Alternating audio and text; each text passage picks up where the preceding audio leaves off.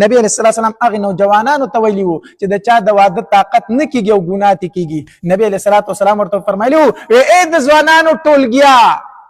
روجي نیسئ روجي په دې سره به ستاسو خواهشات کنټرول وي، دې سره به ستاسو خواهشات څه وي کنټرول وي، د ګناه نه به بچ شئ چې واده نشي کولی. دا میدان محشر به د حافظانو نه ډک شي او نبی علیہ الصلوۃ والسلام به په دې حافظانو باندې فخر کوي ان شاء الله.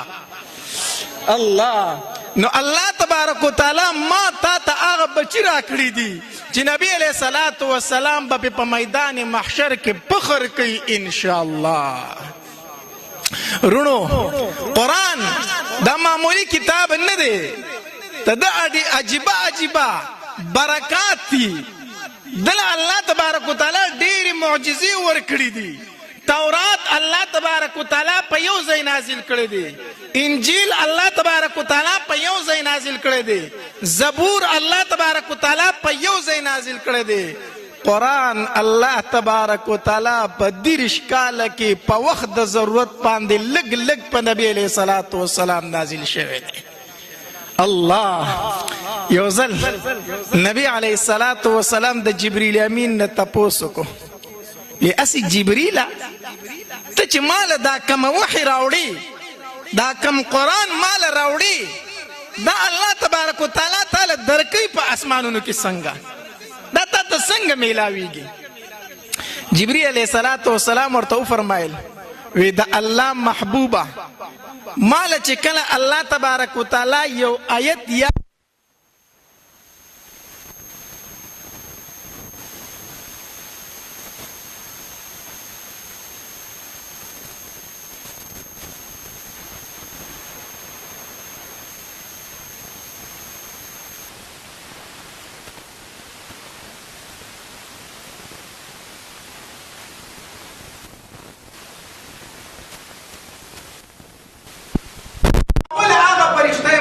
چې د الله تبارک وتعالی په دربار کې سر اوچت کوم. ما طرف ته متوجه شئ، الله مالا لږ اواز تیز راکړی، امید درم نه دا د لوډ سپیکر نه بغیر به هم تاسو واورئ. صحیح ده ما طرف ته لږ توجه وکړئ. جبریل علیہ الصلوۃ والسلام ورته وفرمایل وی د الله پاکه پیغمبره ما ته چې الله تبارک وتعالی یو آیت یا یو سورت راکړي د هغې نه مخکې په اسمان کې زلزله راشي، سخت زلزله راشي، د هغې د وجې نه تمامې فرشتې بېهوشه شي، وی حتی تر دې پورې چې زه هم بېهوشه شم، وی زه اوله هغه فرشته یم چې د الله تبارک وتعالی په دربار کې سر اوچت کړم. د الله د طرف نه ما ته یو آیت یا یو صورت میلاو شي، د هغې نه بس د نورو فرشتو نه بېهوشي لاړه شي. وی نورې فرشتې بیا تپوس کوي چې الله تبارک وتعالی څه وفرمایل؟ وی زه ورته وایم چې پلانکې آیت یا پلانکې صورت یې فرمایلی او دای پکې فرمایلي دي. تمامې فرشتې په اسمانونو کې حق حق چغې کړي چې الله حق فرمایلي دي. د الله پاکه پیغمبره چې کله بیا زه ځمکې ته راکوزېږم، تاله دا آیت یا دا صورت راوړم، زه ځمکې ته یوازې نه راځم. امام سیوطي رحم الله په کتاب خپل اتقان کې لیکلي دي وی زما سره 80,000 فرشتې ښکته ځمکې ته راکوزي. او بیا حدیث مبارک کې راځي په دغې 80,000 فرشتو کې د هرې فرشتې سره 80,000 فرشتې نورې، یعنې د قرآن یو آیت، د قرآن یو صورت دا د لکو فرشتو په نګرانۍ کې ښکته ځمکې ته راغلی. داسې معمولي خبره نه ده. بیا به چې کله دا قرآن په نبي علیه الصلاة والسلام نازلېدو هغه حالت وګوره که نه. عایشه بي فرمایي رضی الله تعالی عنها وی سخت د یخنۍ موسم به و، زما محبوب به زما په خوا کې ناست و، په نبي علیه الصلاة والسلام به د وحي اثر شروع شو. وی قسم په الله په سخت یخنۍ کې به د نبي علیه الصلاة والسلام د تندي مبارک نه دا ولې څڅېدل، دومره به د وحي زور و د وحي زور. زید ابن ثابت رضی الله تعالی عنہ فرمایي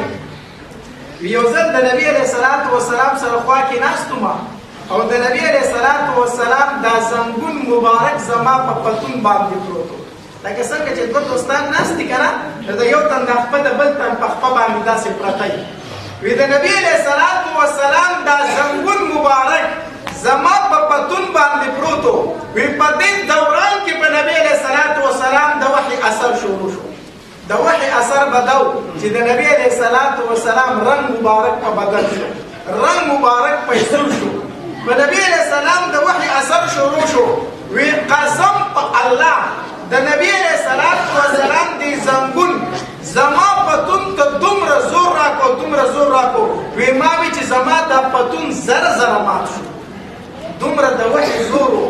دومره د قرآن د نزول زورو زورو. الله احادیث مبارکو کې راځي چې نبی علیه الصلاۃ والسلام په یو سورلۍ باندې ناستو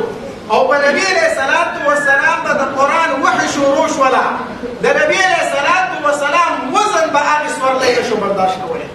نبی علیه السلام چې به په کومه اوښه ناستو، په نبی علیه السلام به وحي شروع شوه، اوښه به فورا کېناسته، د نبی علیه السلام وزن به یې نشو برداشت کولی. دومره د قرآن د وحي زور و زور. دا الله تبارک وتعالی داسې په عجیبه شان سره دا کلام نازل کړی دی. ووایئ الحمدلله، دغه کلام الله تبارک وتعالی راکړی دی. دا قرآن الله موږ ته راکړی دی. د قرآن فخر دا زموږ فخر دی. د قرآن لویي دا زموږ لویي ده. د قرآن شان دا زموږ شان دی، ځکه چې دا کتاب الله ما او تا ته رانصیب کړی دی. ووایئ الحمدلله. الله ورونو ډېر بختور یې. نن بچو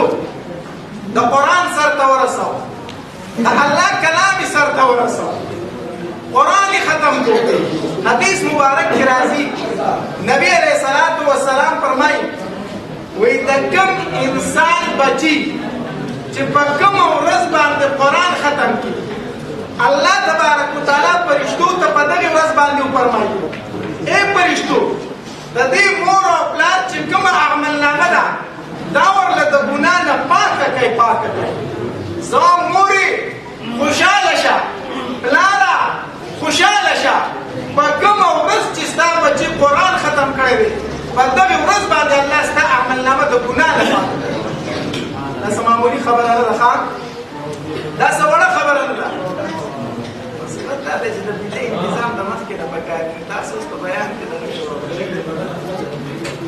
انتظامات خلک مخکې نصیب نه کېږي. یا ټول بیان راځي تاسو راکړئ. زما خپل طریقه دا ده چې زما په بیان کې یو ته نو درته زما خپله موضوع راکړئ. زما کومه خبره شروع کړې د بعضې کسانو مختلف طبیعتونه دي که نه، دا سړي چې دا طبیعتونه زما طبیعت دی چې په ما بیان کې یو ته نوم ودرېږي زما نه موضوع خطا وه چې ما کومه خبره شروع کړې. ښه په هر حال بختور یې ډېر زیات و، انتهایی بختور یې. الله تبارک وتعالی حافظان بچي درکړي دي، علما یې درکړي دي، مدرسې درته جوړې کړي دي. څومره چې د الله شکر ادا کولی شي دا کم دی، څومره چې د الله شکر ادا کوي دا کم دی. ورونو کو عزت غواړئ، قرآن راوالی، خپلو بچو له قرآن ورکئ، الله تبارک وتعالی خو به عزت نصیب. خپلو بچو له قرآن راوالی، په دنیا کې هم الله عزتمند کړي، په آخرت کې هم الله تبارک وتعالی عزتمند کړي. قرآن په خپله عزتمند دی. د دې قرآن سره چې د کوم څیز تعلق راغلی هغه شی عزتمند ګرځېدلی. تاسو به کتلي په بازار کې به عامه کپړه خرڅېږي، زوم تو دا کپړه والو، خو چې د قرآن دپاره ته کڅوړه جوړه کړو، قمیص جوړ کړو، هغه کڅوړه چې په ځمکه باندې پرته وي ما ته یې راوالو، ښکلې کړو، اوچت تاخ ته یې اوچت کېږو. دغه عامه کپړه وه، خو چې تعلق یې د قرآن سره راغی نو بیا عامه کپړه پاتې نه شوله. عام لرګی دی، زو ته یې په بازار کې واخلو، خو د هغې لرګي نه چې قرآن له تخته جوړه شي، قرآن رلایل جوړ شي، په هغې تخته باندې چې څوک پک دي موږ ورته وایو ته ګستاخې، ته بېادبه یې. په کوم لرګي چې قرآن کېښودلی کېږي په هغه لرګي تخفیق دي، ته بېادبه یې، ته ګستاخه یې. خبره هم دغه ده. قرآن په خپله عزتمند دی. د قرآن سره چې د کوم څیز تعلق راغلی وي هغه څیز به هم څه وي؟ عزتمند وي. کو دنیا کې عزت غواړئ قرآن راوالی، الله تبارک وتعالی خو په دنیا کې هم عزتمند کی، په آخرت کې به هم عزتمند کی. د دې مثالونه موجود دي د نبی علیه الصلاۃ والسلام په زمانه کې هم. د نبی علیه الصلاۃ والسلام په زمانه کې یو صحابي و، د رنګ تک تورو، د حبشې نه راغلی و، د مکی مکرمه په کوڅو کې چې به ګرځېدو وی دا څوک روان دی وی دا بلال حبشي روان دی دا د حبشو تور غلام روان دی هغه بلالو چې په لارو به ګرځېدو خلکو به پسې خندل وی د حبشو تور غلام روان دی خو هغه بلال حبشي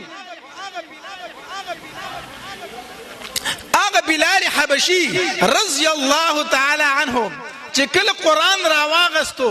د سینې سره یې ولګو چې بیا به په لاره باندې روانو خلکو به وی دا څوک روان دی وی دا مؤذن رسول صلی الله علیه وسلم روان دی یا بلال حبشیو یا مؤذن رسول صلی الله علیه وسلم دا عزت ول سشي ورکو دا عزت ورله قرآن ورکو قرآن کو عزت په دنیا کې غواړي قرآن راوالا الله تبارک وتعالى به په دنیا کې عزت من کی بلال رضی الله تعالی ته کوم عزت ورکړو وګوره کنه چې کله فتح مکه وشول کنه نبی علیہ الصلوۃ والسلام د خانه کعبه سره په خوا کې ناشته غیر چا پیرته صحابه کرام تاو دي د ماسپخین د مانزه ټیم اوس هر صحابي په دې انتظار دی چې په اول ځل په خانه کعبه کې اذان کیږي په تاریخ کې په اول ځل به د الله د یووالي چغې په خانه کعبه کې وایي کیږي چیرې دا عزت په الله چاته ورکي په اسلام کې په اول ځل اذان د په خانه کعبه کې چې دا لوی کار به الله د چا نه اخلي هر صحابي په دې انتظار دی نبی علیہ الصلوۃ والسلام دا سر مبارک روچت کو یو خپل خایو قتل زما بلال چرته دی زما بلال چرته دی بلال رضی الله تعالی راغی لبیک یا رسول الله الله پاک پیغمبر حاضر یم حکم کوا وی بلال نه ګوري د اذان ټیم دی اذان کول غواړي الله پاک پیغمبر ز اذان وکم او بلال ته اذان وکا خلان دی اذان مکوا د خانه کعبه چت توخی جو اذان وکا الله یو ځل چې د بلال رضی الله تعالی تاسو کو ای اسی بلال د فتح مکی په ورځ د چرته په وهم او ګمان کې دا خبره و چې نبی علیہ السلام پتا ته و چې اذان وکا اسی دا خبره د چرته په وهم او ګمان کې و بلال رضی الله تعالی فرمایله وی قسم په الله کو دا خبر زما په وهم او ګمان کې و چې نبی علیہ السلام په فتح مکی په ورځ ما ته و چې ته اذان وکا وی زکه بلال خو په مکه کې غلام پاتې شو د بلال سرداران د خانه کعبه په خوا کې ناستو لوی لوی صحابه کرام ناستو ابو بکر ناستو عمر ناستو عثمان ناستو علی ناستو رضی الله تعالی عنهم اجمعین دا د لوی لوی شان صحابه کرام ناستو ویماوی چې د بلال سه اوقات چې بلال به اذان کوي خو چې کله د اذان ټیم راغی نبی علیہ السلام فرمایي زما بلال چرته دی بلال راشه د خانه کعبه په چت باندې د الله اکبر چغي وخه دا عزت ورله شي ورکو دا ورله قرآن ورکو قرآن کو په دنیا کې عزت غواړي قرآن راواله الله به د عزت من کی د عمر رضی الله تعالی دور خلافت ته د خپل مرګرو سره ناشته ناسا پی او قتل چې بلال رضی الله تعالی راخکاره شو په لار را روان دی عمر رضی الله تعالی خپل ملګرو ته وویل وی پاسه ودرېږئ ستاسو سردار بلال را روان دی ستاسو سردار بلال را روان دی یا بلال حبشیو یا مؤذن رسول وو یا بلال حبشیو یا سردار د صحابه کرامو دا عزت بلال رضی الله تعالی ته ورکړي دی قرآن ورکړي قرآن کو دنیا کې عزت غواړي قرآن راواله چې الله دې سکی عزت من کی د عمر رضی الله تعالی دور خلافت ته د مکی مکرمه گورنر یو تن مقرر کو چې څو وخت تیر شو ویزم د خپل گورنر معلومات کوم چې خلک تر آزاد او کو خپه دي چې لاړ گورنر روغختو گورنر ته وی د پلانکۍ محکمې مشر د څوک مقرر کړي د پلانکۍ محکمې مشر د څوک مقرر کړي په اخر کې ورته وی د محکمې جنگلات وزیر د څوک ته د مکی مکرمه د جنگلات ناظم او وزیر د څوک دی دا د څوک مقرر کړي دی ا گورنر ورته وی امیر المؤمنین ابن ابزه غلام عمر رضی الله تعالی له غصه ډیر ورتله شان ول الله جلالی ور کړو دا رنگ مبارک سور شو د گورنر ته غصه ور لډیر ورلره وی تا ته چرته آزاد سړی نه میلاوي دو چې دا عہده دی ول ور کړی وي د عہده لایق خو آزاد سړی دی او تا یو غلام راوست دی په خلکو دی وزیر کړی دا دې څه چل کړی دی نا گورنر ورته وی اے امیر المؤمنین ابن ابزه یقینا غلام دی حافظ قرآن دی یقینا غلام دی خو لوستون کې د قرآن دی نو ځکه مې ته وزیر جنگلات مقرر کړی دی الله عمر رضی الله تعالی د سترګو نه اوښ کې روانې شو په جړا شو وی زما محبوب سره رښتیا فرمایلیو چې ان الله يرفع بهذا الكتاب اقواما ويضع به اخرين الله په دې کتاب سره ډیر خلک روغ ورزول او ډیر اوچت کړل ډیر روغ ورزول د ابو لهب غونته کې حسندار سړی د ابو لهب غونته کې نسبدار سړی الله د دې قران په نه منلو سره نیست او نابود کو او د بلال حبشي غونته کې او د ابن ابزه غونته غلامان په الله اوچت کړل اسمان ته ورسول ان الله يرفع بهذا الكتاب اقواما ويضع به اخرين الله په دې کتاب سره ډیر خلک اوچت کړل ډیر سکللو راو غورځول د عمر رضی الله تعالی دور خلافت ته فوجونه پسې ورپسې دی په یو لار تیریږي نو داسې چې یو بیابان ته ورسېدل کنه نو عمر رضی الله تعالی په سوچونو کې لا غیر چاپیره داسې حیران ګور یو خوا بل خوا او په سوچ کې تللی دی دا تیمیر دی چې ما پسې شاته لښکرې ولاړې دي ما پسې شاته فوجونه ولاړې دا خبره تیره شوې ده ګرمي وا د عربو ګرمي خو ډیره سخته ده چې شاته خلک تنگ شو یو تن پکې आवाज وکړو وی اے امیر المؤمنین په کومو سوچونو کې تلې خلک در پسې شاته په غرمو ولاړ دي ته په کومو فکرونو کې تلې عمر رضی الله تعالی چې داسې سر راو ګرځاو کنه او شاته وکتل چې ما پسې خو لښکرې ولاړې دي نو په جړا شو وی زه خو چې دې بیابان ته راورسېدم ما ته خپل زوړ وخت را یاد شو ما دې بیابان ته وخان را شړلی وو نبی علیہ الصلوۃ والسلام هدایت لا دنیا ته نو راغله ما دلته وخان سره ولو نو مال د وخان سره ولو چل نه راتو نو کلم یو ځای تزغلول کلم بل ځای تزغلول حتی در دې پورې چې ما خام شو را باندې نو چې وخان مې کور ته وکی وشړل کنه نو پلار مې را ډیر سخت غوسه شو ما ته وی چې عمره تعالی د وخانو د سره ولو چل نه درځي تبه مال نور د کم طرفه خیر راوړي ته د خانو په سره ولو نه پوهېږي نه زه به ستا نه څه د خیر تمه وکړم وی نن هغه عمر په هغې میدان کې ولاړ دی او د شانه پسې اواز کېږي چې ای امیر المؤمنین اے امیر المؤمنین یا عمرو چې د وخانو په سرېدو نه پوهېدو یا عمر دی چې د مسلمانانو بادشاهي کوي نن امیر المؤمنین ورته ویلی کېږي دا عزت ورله څه شي ورکو دا عزت ورلدی قرآن ورکو قرآن رونو خبر می در تدا کولا کو عزت حاصلول غواړي څوک عزت په مال کې ګوري څوک په جیداد کې ګوري څوک په قام نسب کې ګوري کو عزت غواړي نو په قرآن کې وغواړه الله به په دنیا کې عزت من کی الله به په آخرت کې عزت من کی یو خبره درته کومه زنده مثال درته کوم ښکارا مثال درته در کومه د انسان دا قام نسب نه دی